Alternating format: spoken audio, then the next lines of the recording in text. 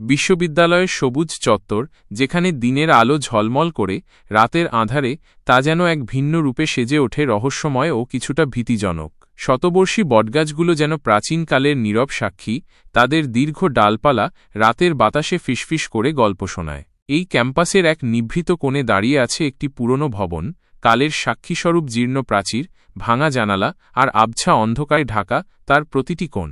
স্থানীয়দের মুখে মুখে ফেরে এক আতঙ্ক জাগানো গল্প, ক্যাম্পাসের ছাত্রছাত্রীদের মধ্যে কানাকানি হয় এক অশুভ ষড়যন্ত্রের ছায়ামূর্তি। মাঘ মাসের শেষ প্রান্তে প্রকৃতি তখন শীতের শেষ কামড়ে জর্জরিত। কনকনে বাতাস বইছিল, গাছের পাতাগুলো যেন ভয়ে কাঁপছিল, আর আকাশে পূর্ণিমার চাঁদ তার শীতল আলো ছড়িয়ে চারপাশকে এক মায়াবী কিন্তু অস্বস্তিকর রূপ দিচ্ছিল। শোভন, রাহুল এবং সীমা তিনজনই বিশ্ববিদ্যালয়ের প্রাণবন্ত শিক্ষার্থী, যাদের মনে তারুণ্যের উদ্দামতা আর অজানাকে জানার তীব্র কৌতূহল। সন্ধ্যার আবছা আলোয় তারা ক্যাম্পাসে ঘুরতে বেরিয়েছিল। অন্য দিনের মতো সেদিনও তারা সেই পরিত্যক্ত ভবনটির সামনে এসে থামল। তোমরা জানো তো, শোভন বলল, মুখে এক রহস্যময় হাসি টেনে, এখানে নাকি সত্যিই খুব অদ্ভুত কিছু ঘটে। আমি শুনেছি যারা সাহস করে রাতে এখানে থেকেছে তাদের অনেকেই ভয়ানক অভিজ্ঞতা নিয়ে ফিরেছে। আরে বাবা, শুধু গল্প বানানোর ধান্দা, ওসব আমি একদম বিশ্বাস করি না। রাহুল হেসে উড়িয়ে দেওয়ার চেষ্টা করল, যদিও তার চোখেও কৌতূহলের ঝিলিক দেখা যাচ্ছিল। বিশ্বাস না হয় তো একবার চেষ্টা করেই দেখো না, সীমা উত্তর দিল, তার কণ্ঠে চাপা উত্তেজনা, তবে তার মধ্যে সামান্য ভয়ের আভাসও ছিল। দীর্ঘক্ষণ ধরে আলোচনা চলল, ভয় আর কৌতূহলের এক মিশ্র অনুভূতি তাদের মনে দোল খাচ্ছিল। অবশেষে অ্যাডভেঞ্চারের নেশায় তারা পুরনো ভবনে রাত কাটানোর সিদ্ধান্ত নিল। একটি পুরনো, কম আলো দেওয়া ক্যাম্পিং লণ্ঠন জোগাড় করল শোভন। বুক ধুকপুক করতে থাকা অবস্থায় তারা ধীরে ধীরে সেই অন্ধকার ভবনের ভিতরে প্রবেশ করল।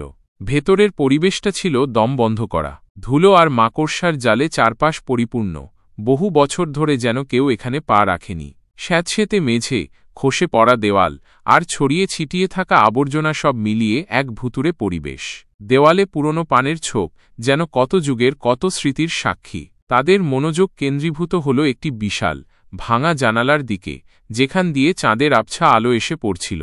হঠাৎ শোভন তার হাতের ফ্ল্যাশলাইট জানালার দিকে ঘোরাতেই তাদের চোখে পড়ল এক অবিশ্বাস্য দৃশ্য। জানালার ধারে, আবছা অন্ধকারে, একটি কালো ছায়া যেন ধীরে ধীরে কিলবিল করে নড়ছে। প্রথমে তারা ভেবেছিল হয়তো বাতাসের কারণে কোনো ছেঁড়া পর্দা বা লতানো গাছ নড়াচড়া করছে, কিন্তু পরক্ষণেই তাদের ভুল ভাঙল। ছায়াটি স্পষ্টতই একটি মানব আকৃতির, লম্বা, রোগা আর অস্বাভাবিকভাবে স্থির। শোভন ভয়ে পিছিয়ে এসে চিৎকার করে বলল, এই, তোমরাও কি এটা দেখছ? অবশ্যই তারা দেখল। তাদের চোখের সামনে আবছা আলোয় যেন একজন বিবর্ণ ও অন্ধকারাচ্ছন্ন মূর্তি দাঁড়িয়ে আছে। সে যেন অন্ধকারেরই প্রতিচ্ছবি, আলোর স্পর্শ থেকে নিজেকে বাঁচিয়ে একদম নিথরভাবে দাঁড়িয়ে।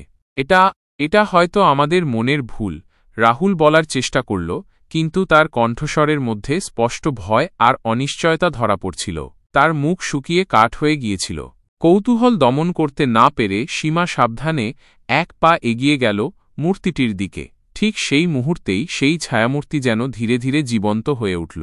প্রথমে মনে হল আবছা আলোয় চোখের ভুল, কিন্তু তারপরই মূর্তিটি নড়াচড়া শুরু করল, যেন ঘুমন্ত কেউ জেগে উঠছে। এক শীতল স্রোত তাদের মেরুদণ্ড বেয়ে নামল, হৃদস্পন্দন যেন মুহূর্তের জন্য থেমে গেল। চলো, চলো এখান থেকে বের হই, সীমা প্রায় আর্তনাদ করে উঠল। কিন্তু তার কথা শেষ না হতেই সে আবার ভয়ে জমে গেল। মূর্তিটি ধীরে ধীরে তাদের দিকে মুখ ঘোরাল, অন্ধকারেও তার আবছা অবয়ব আরও স্পষ্ট হয়ে উঠল। আর সেই মুখের দিকে তাকাতেই তাদের রক্ত হিম হয়ে গেল। চোখ দুটো যেন গভীর কালো গর্ত, কিন্তু তার মধ্যে জ্বলছে দুটি তীক্ষ্ণ, লাল আগুনের শিখা। এক মুহূর্তের জন্য সব নীরব, নিস্তব্ধ। তারপরই সেই ছায়ামূর্তি যেন শিকারের গন্ধ পেয়েছে, তেমনি দ্রুত গতিতে তাদের দিকে ধেয়ে এল। তাদের আর কিছুই করার ছিল না। ভয়ে চিৎকার করতে করতে তারা দৌড়াতে শুরু করল। পরিত্যক্ত ভবনের অন্ধকার করিডোর, ভাঙা সিঁড়ি, কোথা দিয়ে তারা যাচ্ছে তাদের কোনো হুঁশ ছিল না। কেবল একটাই লক্ষ্য, এই ভয়ানক মূর্তি থেকে নিজেদের বাঁচানো। কিন্তু যেখানেই তারা গেল সেই ছায়াটি যেন তাদের পিছু ছাড়ল না। তারা যেদিকেই মোড় নিচ্ছে সেই ছায়াও যেন তাদের অনুসরণ করছে। গা ছমছমে ঠান্ডা বাতাস, ভাঙা আসবাবপত্রের আওয়াজ আর সেই ছায়ামূর্তির অস্পষ্ট পদধ্বনি, তাদের প্রতিটি পদক্ষেপ যেন ভয়ে অসাড় হয়ে আসছিল। দৌড়ানোর সময় হঠাৎ শোভন থমকে দাঁড়িয়ে হাঁপাতে হাঁপাতে বলল, রাহুল। সীমা, তোমরা কি দেখেছ? রাহুল ভয়ে কাঁপতে কাঁপতে তার দিকে তাকাল। হ্যাঁ, মনে হচ্ছে ওটা আমাদের দিকেই আসছে।